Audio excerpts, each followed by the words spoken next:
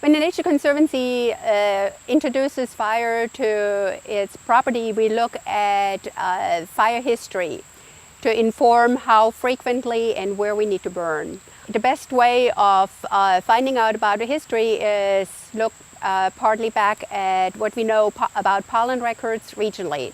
Pollen records tell us what species have been present by combining the pollen record on who was there, who was a player, and then combining that with what we know about life history. Certain plants grow up in shady forests. Other plants like pines and oak need more open light conditions. By knowing the presence of those species, we have an idea how long they have been around. Pines are excellent in recording fire history. Fires occasionally scar them, then they put on wound tissue, and you can count the years in the wound tissue so you can establish a fire history.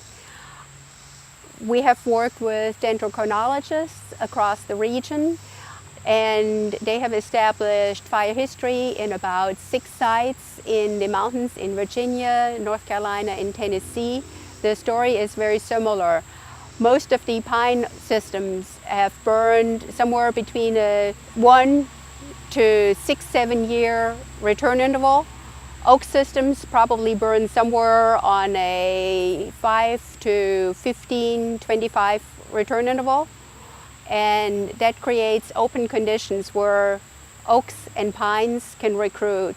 Those are also ecosystems that support more open conditions that are suitable to grasses and forbs.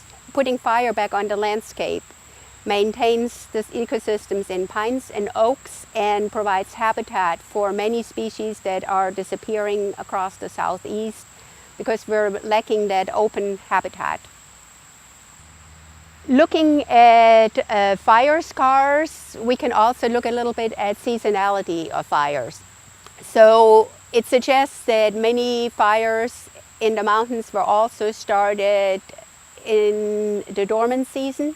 So those could have been early spring fires or fires that started late in the season. But probably what we know from looking at land use practices by Native Americans, there is probably also a strong component on people having started fires and having managed fires. Our ecosystems have pretty much evolved together with people. So it's fairly impossible to separate lightning-ignited fires from people-ignited fires.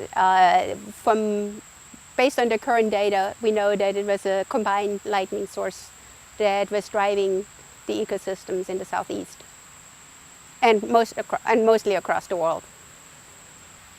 We recognize that fire does not really recognize boundaries, so the Nature Conservancy has worked with state and federal agencies to look at the fire issue both regionally as well as nationally.